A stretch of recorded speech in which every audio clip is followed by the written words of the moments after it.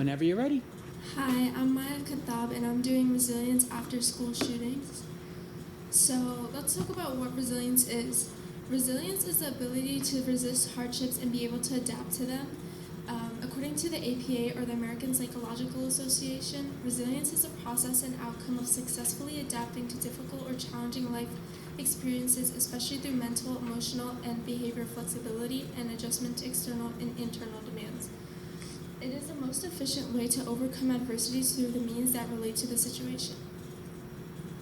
So relating to the topic, how is resilience seen after school shootings? Students overcome the psychological and physical impact of the shootings, and how have schools and the Board of Education changed the protocol to prevent these incidents, and communities as a whole, and how they have fought back against aggression in the education system.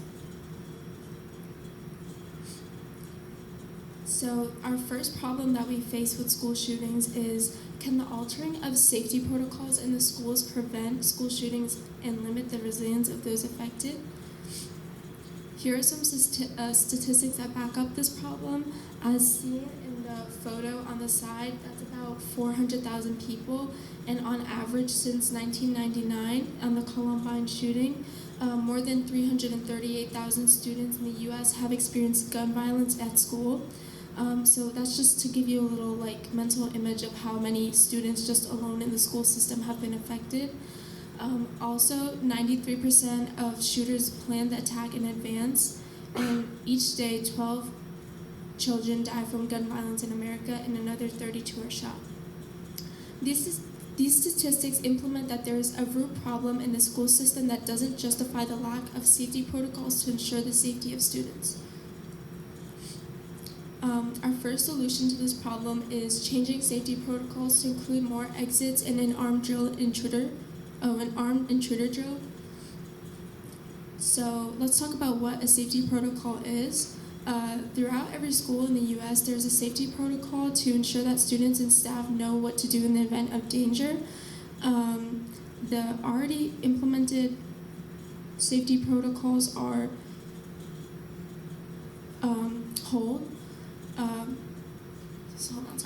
According to the Littleton Public Schools, depending on the circumstance, a protocol may be implemented without any school functions being disturbed.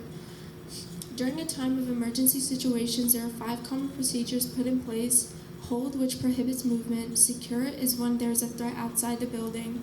A lockdown is when there is a threat on campus. Evacuate is when there is a threat in the building and all potential victims need to exit. And shelter, which is put in place during severe weather incidents. However, there are not any real implemented active shooter drills in schools. So these next 3 are the untaught and instinctual safety protocols that students and staff are meant to follow and think of on their own in order to protect themselves if there were to be an armed intruder on site. So according to the Office of Public Safety, run is when there's distance between you and the intruder or armed shooter, to get away and as quick as possible away from the danger. Hide is if the shooter is in close proximity to the students or staff. And fight is a last resort opportunity to defend themselves. Some implications are that it's efficient. Creating a safety protocol designed for these scenarios can quickly get students out of harm's way. Another is that it's safer. Creating more exits in a school building can ensure that students can exit the building in an area closest to them so they do not have to endanger themselves by running to another part of the building to get out of school. Another implication is that it can prevent mishaps. In a situation as horrifying as a school shooting, students and staff are bound to get nervous and fear for their lives. With the creation of a foolproof safety plan, it allows them to get to a safe place without the stress of not knowing where to go. And with more exits, they can get out of the building even faster. Some limitations, however, is that it's pricey.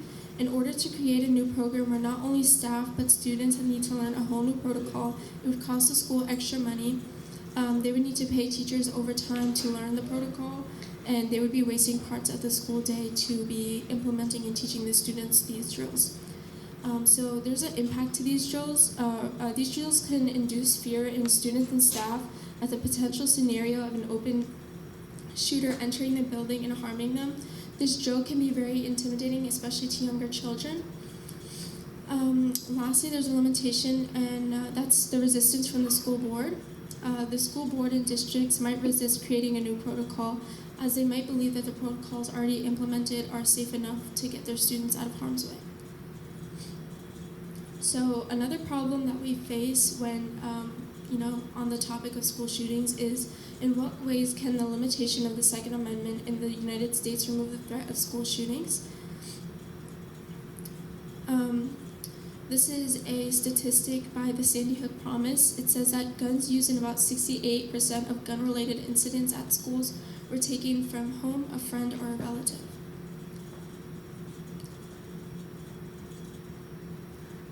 So we come to our final solution, which is to produce gun laws that limit the usage of guns and who is allowed to have them. So let's talk about what the Second Amendment is.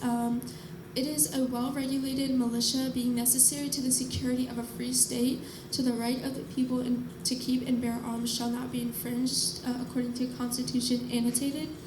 So the Second Amendment was initially created to remove the need of an army in the United States and stayed throughout the decades, and in today's time, it allows offenders to enter schools and harm staff and students. This amendment not only gives children, but people who are mentally unstable to harm others under the basis that the Second Amendment is to protect oneself, when in reality it is being exploited for its harmful use. So some implications to this solution is that it reduces the risk. Limiting the right to own guns reduces the risk of schools being affected by gun violence. It limits deaths caused by school shootings. Deaths from gun violence and deaths from guns in schools would be at an all-time low, and many lives would be saved due to the limitation of guns.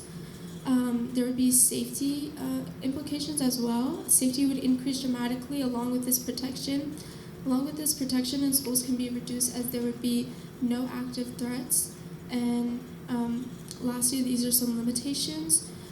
Rights are limited with the limitations of the Second Amendment because the constitutional right to own a firearm would be diminished, and many may take offense to the limits placed on guns.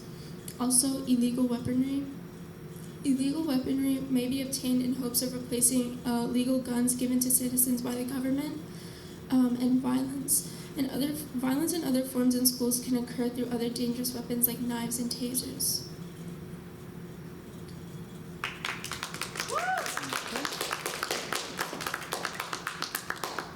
Thank you. We have two questions for you. How do you select the strategies you use to gather information? Were they effective?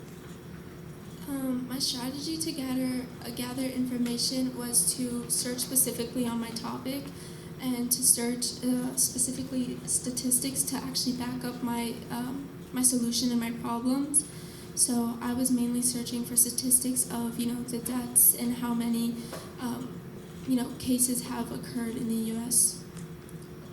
Okay. And then, how did you use the conclusions and questions of others to advance your own research? I used a conclusion and, could you repeat the question actually? Sure. How did you use the conclusions and questions of others to advance your own research?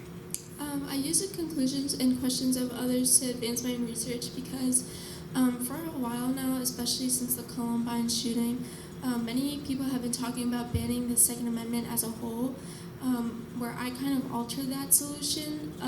I said that there should be a limit on the Second Amendment because I believe that there still is that right in the Constitution, but I kind of altered it to make it fair for both sides and improve the incidents that occur in schools. Okay. Thank you.